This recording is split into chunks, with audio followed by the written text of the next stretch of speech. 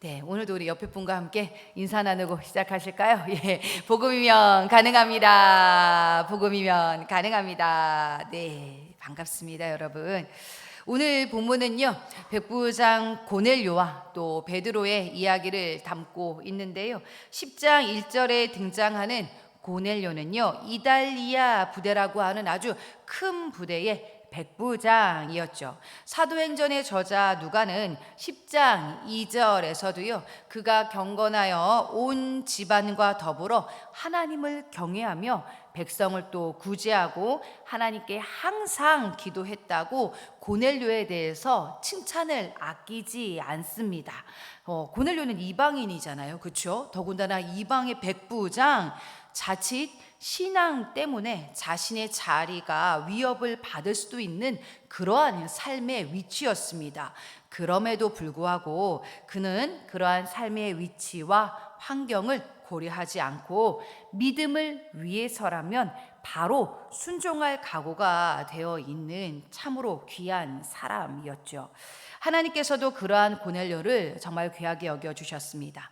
그래서 그의 기도 시간에 나타나 환상을 보여주시는데요. 내가 너를 기억한다, 고넬료야. 너는 지금 요바에 가서 베드로라 하는 시몬을 청하여 데리고 와라. 사실 그때까지 고넬료는요, 베드로가 누구인지도 몰랐습니다. 하지만 바로 그 말씀에 순종하여서 자신의 집의 하인 둘과 또 부하 가운데에 경건한 사람을 불러 이를 명하고 베드로가 있는 요바로 보내게 되어지죠. 이제 9절에서는 이제 베드로가 등장을 합니다. 베드로 역시 기도하러 정오에 지붕에 올라갑니다. 그런데 여러분, 베드로가 머물러 있는 곳이 특이하게도 요바에 있는 무두장이 시몬의 집이었습니다. 무두장이 전에도 한번 나누었지만 무두장이란 가죽으로 제품을 만들어 파는 사람인데요. 짐승을 죽여서 가죽을 취해 이를 가공하여 사는 사람이었습니다. 그래서 당시 유대인들의 정결례법에 의하면은 이러한 일은 굉장히 부정한 것이었다라는 것이죠. 이제 베드로가 그 집에서 기도하던 중 베드로 역시 환상을 보기에 이릅니다. 11절에 보니까 하늘이 열리며 한 그릇이 내려오는 것이죠. 큰 보자기 같이 생겼는데 그 안에는 레위기 11장에서 식용을 금지한 부정한 생물들이 잔뜩 들어 있었습니다. 베드로는 굉장히 당황하죠. 하나님은 베드로에게 일어나 잡아 먹으라 라고 선포를 하시는데요. 베드로는요, 말씀에 대하여는 아주 철저한 사도였기 때문에 14절에 보면 완강하게 거절하는 모습을 보여집니다. 베드로는 3번씩이나 하나님의 요청에 저항하고 있죠. 지금 베드로는요, 하나님 앞에서 아니라고, 지금 할 수 없다고, 하나님이 틀리셨고 내가 가진 생각이 옳다고 도리어 하나님 앞에서 자기 주장을 하고 있습니다. 그런데 이렇게 말씀을 강조하며 자신이 옳다고 내세우는 베드로도요, 정작 이 시간에 말씀을 어기고 있었다라는 것이죠. 즉 무엇이었습니까? 부정하다 선포한 무두장이 집에 지금 그가 머물러 있잖아요. 참 모순된 모습이 아닐 수가 없죠. 부정해서 그거 못 먹어요, 하나님 틀리셨어요 해놓고서는 정작 자기 자신이 여러분 지금 하나님 말씀을 어기고 있었다라는 것입니다. 우리도요, 때로는 말씀에 위배되는 삶을 살고 있으면서도 굉장히 쉽게 말씀을 빗대어서 누군가를 정죄하고 판단하는 경우가 교회 안에서는 참 많습니다. 그 집사님 그러면 안 되는데, 그 권사님 그러면 안 되는데, 그렇게 말하는 어때요? 당사자도 때로는요, 더 심한 죄악 가운데 머물 때가 참 많다라는 것이죠. 그러한 까닭에 우리도 이와 같은 모순에 빠지지 않기 위하여 늘 깨어 있어서 겸손함의 은혜를 구해야 하는 것입니다. 베드로가 무슨 뜻인지 의아해할 즈음 마침 고넬료가 보낸 사람들이 시몬의 집을 찾았습니다. 하나님께서는 베드로에게 그들과 함께 가라 그들을 따라 함께 가라라고 말씀하시죠. 다음 날 그들은 요빠에서 50km 떨어진 가이사랴 고넬료의 집에 도착합니다. 이쯤 되면 우리 모두가 의례껏 생각하는 백부장의 모습이 그려지죠. 이방인, 그것도 이달리아 부대라고 하는 큰 부대의 백부장, 어떻습니까? 군사령관인데 굉장히 좀 권위적이고 어색한 분위기일 거야. 이 첫 만남, 더군다나 이 유대인과 이방인의 이 첫 만남, 이 어색한 분위기 어떡하죠? 라고 생각할 수 있겠지만, 그런데 베드로가 문을 열고 짠 하고 들어간 순간, 이야, 이게 웬일입니까?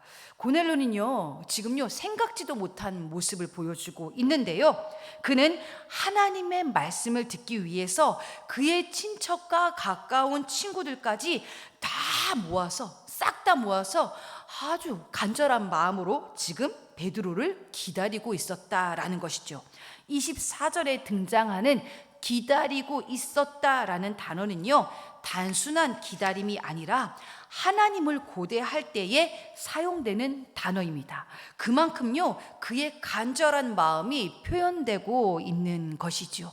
물론 앞에서 전하는 것은 베드로라는 사람이었지만 하나님께서 그를 통해 말씀하실 것이다라는 그러한 간절한 마음을 가지고요, 마치 하나님께서 내 앞에 계신 것과 같은 그러한 마음으로 일가 친척들, 지인들 다 모아놓고 말씀을 고대하고 있었다라는 것입니다. 이제요 고넬료는 하나님께 받은 음성을 담담하게 고백하고 있죠. 그리고 33절, 이제 우리는 주께서 당신에게 명하신 모든 것을 듣고자 하여 다 하나님 앞에 있나이다. 역시나 그의 신앙 고백이 또 나오고 있습니다. 하나님 앞에 있나이다. 하나님 앞에, 라틴어로는 코람 데오 들어보셨죠? 그렇죠? 하나님 앞에 있나이다. 말씀을 듣고자 하는 그 순간 그는 하나님 앞에 서 있는 심정임을 이야기합니다. 아주 대단한 열정을 보여주고 있어요. 이윽고 베드로는요 예수로 시작해서 예수로 마무리되는 복음을 전하고 있는데요, 그러자 또 한 번의 놀라운 일이 일어납니다. 제자들은 3년 내내 예수님을 쫓아다니고 배신하고 다시 돌아오고 부활의 주님을 경험하고 나서야 어렵사리 받은 그 성령을 이 이방인들은요 어떻게 해요? 그 자리에서 말씀 듣다가 이 말씀 듣는 중에 바로 받아버리는 놀라운 일이 일어나는 것이죠. 얼마나 간절히 사모했으면, 얼마나 기다려왔으면 결코 하나님을 만날 수 없을 거라 생각했던 이들이 방언을 말하며 하나님을 찬양하는 일이 일어납니다. 그리고 바로 그 자리에서 세례까지 베풀어지는 놀라운 일이 일어나죠. 유대 문화 안에서는요 상상조차 할 수 없는 일이었습니다. 이처럼 하나님께서는요 자기를 간절히 찾는 이들을 만나 주시고 또 상 주시는 이심을 기억하시기를 바랍니다. 오늘 본문 속에서 우리는요 백부장 고넬료를 통해서 아주 귀한 자세를 배울 수가 있습니다. 바로 코람데오의 자세입니다. 하나님 앞에 있나이다 라고 그가 고백하고 있잖아요. 삶의 매 순간을요 하나님 앞에 있는 모습으로 간절함과 또 순종하는 마음을 가지고 살아가는 그의 자세입니다. 우리에게 주어진 삶의 자리들 속에서요 우리가 코람데오의 자세로 살아갈 수만 있다고 해도요 우리의 가정, 직장, 우리가 만나는 모든 관계들이요 한층 더 평안과 생명으로 채워지고 회복되는 일들이 일어날 것입니다. 특별히 저 같은 경우는 어린 자녀를 기르고 있잖아요. 4학년쯤 되니까 벌써 스물스물 사춘기가 오더라고요. 내가 자기 주장이 굉장히 강해지는 시간인데요, 이 강함을 누리려고 하다 보니까요 저도 똑같이 인간적인 강함이 나올 때가 있어요. 야!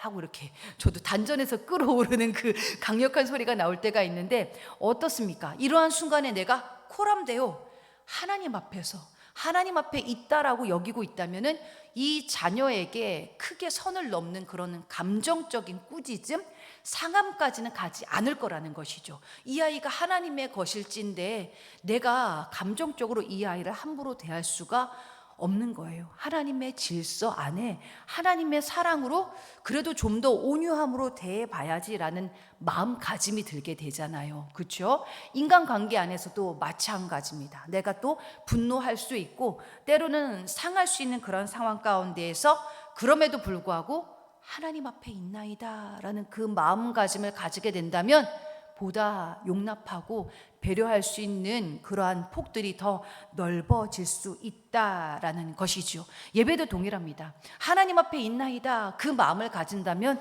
우리의 예배가 결코 형식적으로 흘러가지 않겠죠. 보다 간절하게 찬양도 말씀도 기도도 달라질 것이다 라는 것입니다. 그런데 고넬료는 이미 그러한 마음을 가지고 삶을 살아가고 있는 사람이었습니다. 하나님 앞에서 코람데오. 오늘도 우리 안에 이 자세가 있기를 원합니다. 아울러 베드로를 통해서는요, 우리의 편견을 뛰어넘어 역사하시는 복음의 능력을 봅니다. 의외로 교회 안에 성도들이 신앙적인 편견을 많이 가지고 있습니다. 어떠세요? 생각해 보실까요? 아유, 요즘 전도 당연히 안 되지. 그렇죠? 이런 생각 우리도 모르는 사이에 하고 있잖아요. 그런데 어떻습니까? 전도 되더라는 거예요. 뿐만 아닙니다. 아이들은 아이고 어른 설교 힘들어해요. 목사님 설교 좀 쉽게 해주세요 라고 하는데 그 어려운 스가랴 설교를요 아이들이 이해하고 있더라고요. 제가 깜짝 놀랐어요. 설교 노트까지 하면서 핵심을 정확하게 찝어내는 그러한 우리 아이들의 모습을 보면서 이 또한 우리의 편견이구나 라는 생각이 들더라고요. 아유, 이러한 질병, 이 병요 하나님도 이건 못 고치세요. 정말로요? 과연 그럴까요? 그렇지 않다라는 것이죠. 우리는 오늘도요 안 된다라는 신앙의 편견들을요 나도 모르게 참 많이 가지고 있는데요, 복음이면 가능하다, 우리의 이 인사와 구호가 단지 말로만 끝나지 않기를 원합니다. 복음이면 가능합니다. 우리의 편견 넘어 역사하시는 그 복음의 능력, 오늘 베드로의 사건을 통해서 하나님께서 보여주고 계시잖아요. 백부장 못 내려놓을 거야. 신앙의 자리 그는 결코 못 나가. 어때요? 더 잘 뛰어넘었잖아요. 아유, 이방인 안 돼. 이방인은 결코 복음을 들을 수 없을 거야. 아니요, 듣잖아요. 이 지하 개척교회 누가 와? 그런데 찾아오시는 분들이 계시잖아요. 그렇죠? 젊은이들은 이런 현장 못 오지. 아니요, 오고 있더라는 거예요. 심지어 우리 토요일 날에 이렇게 빵을 전달해 주러 목사님이 한 분 오셨잖아요. 그 목사님이 저의 개척 스토리를 다 지켜보고 계시더라고요. 그런데 참 우리 모두가 놀라는 사실들이 있어요. 요즘 개척의 모델들이 보면 굉장히 좀 세련됩니다. 그죠? 대부분 보면은 젊은이들을 중심으로 하던가 찬양을 중심으로 하던가 뭐 카페 혹은 뭔가 이렇게 좀 뭔가 되게 멋있고 화려함을 가지고 트렌디하게 접근을 하는데, 그 목사님한테 저희도 고백했어요. 저희가 할 줄 아는 게 없어서요. 저희가 트렌디함과는 거리가 멀어서요. 결국 하나님께서 주신 이 클래식하다고 이제 뭐 좋게 표현하면 클래식한 거지만 결국 기도와 말씀 이것밖에 우리는 할 수밖에 없는데, 그런데 어떠십니까? 오늘 말씀을 통해서도 우리가 발견을 하지만 결국 그것이 가장 중요하다라는 것입니다. 우리의 편견을 뛰어넘어 역사하시는 그 하나님의 놀라운 복음. 안 된다, 트렌디하지 못하다, 그러나 그것이 다 편견이다라는 거예요. 그것을 뛰어넘어 하나님은 지금도 복음 가운데에 여전히 살리고 치유하고 회복해 하여 주신다라는 것입니다. 오늘 여러분 어떻습니까? 오늘 이 아침에도요 우리 하나님께서는 우리 바로 코앞에 계십니다. 코람데오. 여러분 잠시 후 또 기도하실 때는요 그 앞에 계신 우리 하나님을 느끼시면서요 우리 주님 그 옷자락 꼭 붙잡고 기도해야겠다라는 그 마음으로 기도해 보시기 바랍니다. 마음가짐이 달라지거든요. 또한 나도 모르게 붙잡고 있었던 내 생각, 내 판단, 내 고집들, 그 모든 편견들이 내려놔지고 그 자리에서요 주님의 놀라운 은혜가 경험되어지는 우리 모두가 되어질 수 있기를요 주님의 이름으로 축복합니다. 이 시간 우리 사도행전 10장 말씀을 다 같이 한 목소리로 우리 읽도록 하시겠습니다. 사도행전 10장입니다. 시작. 가이사랴에 고넬료라 하는 사람이 있으니 이달리아 부데라 하는 군대의 백부장이라. 그가 경건하여 온 집안과 더불어 하나님을 경외하며 백성을 많이 구제하고 하나님께 항상 기도하더니 하루는 제9시쯤 되어 환상 중에 밝히 보매 하나님의 사자가 들어와 이르되 고넬료야 하니 고넬료가 주목하여 보고 두려워 이르되 주여 무슨 일이니까? 천사가 이르되 내 기도와 구제가 하나님 앞에 상달되어 기억하신 바가 되었으니 내가 지금 사람들을 요빠에 보내어 베드로라 하는 시몬을 청하라. 그는 무두장이 시몬의 집에 유숙하니 그 집은 해변에 있다 하더라. 마침 말하던 천사가 떠나매 고넬료가 집안 하인 둘과 부하 가운데 경건한 사람 하나를 불러 이 일을 다 이루고 요빠로 보내니라. 이튿날 그들이 길을 가다가 그 성에 가까이 갔을 그때에 베드로가 기도하려고 지붕에 올라가니 그 시각은 제6시더라. 그가 시장하여 먹고자 하매 사람들이 준비할 때에 황홀한 중에 하늘이 열리며 한 그릇이 내려오는 것을 보니 큰 보자기 같고 내 귀를 메어 땅에 들이웠더라. 그 안에는 땅에 기는 각종 네 발 가진 짐승과 기는 것과 공중에 나는 것들이 있더라. 또 소리가 있으되 베드로야 일어나 잡아먹어라 하거늘 베드로가 이르되 주여 그럴 수 없나이다. 속되고 깨끗하지 아니한 것을 내가 결코 먹지 아니하였나이다 한데 또 두 번째 소리가 있으니 하나님께서 깨끗하게 하신 것을 네가 속되다 하지 말라 하더라. 이런 일이 3번 있은 후 그 그릇이 곧 하늘로 올려져 가니라.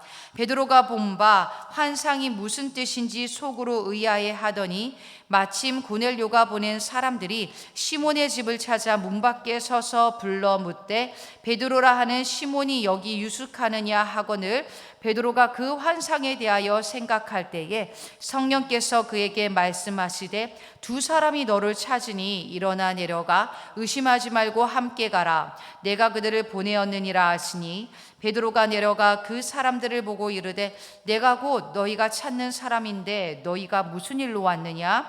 그들이 대답하되 백부장 고넬료는 의인이요 하나님을 경외하는 사람이라. 유대 온 족속이 칭찬하더니 그가 거룩한 천사의 지시를 받아 당신을 그 집으로 청하여 말을 들으려 하느니라 한데 불러들여 유숙하게 하니라. 이튿날 일어나 그들과 함께 갈새 요빠에서 온 어떤 형제들도 함께 가니라. 이튿날 가이사랴에 들어가니 고넬료가 그의 친척과 가까운 친구들을 모아 기다리더니 마침 베드로가 들어올 때에 고넬료가 맞아 발 앞에 엎드리어 절하니 베드로가 일으켜 이르되 일어서라 나도 사람이라 하고 더불어 말하며 들어가 여러 사람이 모인 것을 보고 이르되 유대인으로서 이방인과 교제하며 가까이 하는 것이 위법인 줄은 너희도 알거니와 하나님께서 내게 지시하사 아무도 속되다 하거나 깨끗하지 않다 하지 말라 하시기로 부름을 사양하지 아니하고 왔노라. 묻노니 무슨 일로 나를 불렀느냐? 고넬료가 이르되 내가 나흘 전 이맘때까지 내 집에서 제9시 기도를 하는데 갑자기 한 사람이 빛난 옷을 입고 내 앞에 서서 말하되 고넬료야 하나님이 내 기도를 들으시고 내 구제를 기억하셨으니 사람을 요빠에 보내어 베드로라 하는 시몬을 청하라. 그가 바닷가 무두장이 시몬의 집에 유숙하느니라 하시기로 내가 곧 당신에게 사람을 보내었는데 오셨으니 잘하였나이다. 이제 우리는 주께서 당신에게 명하신 모든 것을 듣고자 하여 다 하나님 앞에 있나이다. 베드로가 입을 열어 말하되 내가 참으로 하나님은 사람의 외모를 보지 아니하시고 각 나라 중 하나님을 경외하며 의를 깨닫는 사람을 다 받으시는 줄 깨달았도다. 만유의 주 되신 예수 그리스도로 말미암아 화평의 복음을 전하사 이스라엘 자손들에게 보내신 말씀 곧 요한이 그 세례를 반포한 후에 갈릴리에서 시작하여 온 유대에 두루 전파된 그것을 너희도 알거니와 하나님이 나사렛 예수에게 성령과 능력을 기름 붓듯 하셨음에 그가 두루 다니시며 선한 일을 행하시고 마귀에게 눌린 모든 사람을 고치셨으니 이는 하나님이 함께 하셨음이라. 우리는 유대인의 땅과 예루살렘에서 그가 행하신 모든 일의 증인이라. 그를 그들이 나무에 달아 죽였으나 하나님이 사흘 만에 다시 살리사 나타내시되 모든 백성에게 하신 것이 아니요 오직 미리 택하신 증인 곧 죽은 자 가운데서 부활하신 후 그를 모시고 음식을 먹은 우리에게 하신 것이라. 우리에게 명하사 백성에게 전도하되 하나님이 살아있는 자와 죽은 자의 재판장으로 정하신 자가 곧 이 사람인 것을 증언하게 하셨고 그에 대하여 모든 선지자도 증언하되 그를 믿는 사람들이 다 그의 이름을 힘입어 죄사함을 받는다 하였느니라. 베드로가 이 말을 할 때에 성령이 말씀 듣는 모든 사람에게 내려오시니 베드로와 함께 온 할례 받은 신자들이 이방인들에게도 성령 부어 주심으로 말미암아 놀라니 이는 방언을 말하며 하나님 높임을 들음이러라. 이에 베드로가 이르되 이 사람들이 우리와 같이 성령을 받았으니 누가 능히 물로 세례를 베품을 그 말이요 하고 명하여 예수 그리스도의 이름으로 세례를 베풀라 하니라. 그들이 베드로에게 며칠 더 머물기를 청하니라. 아멘.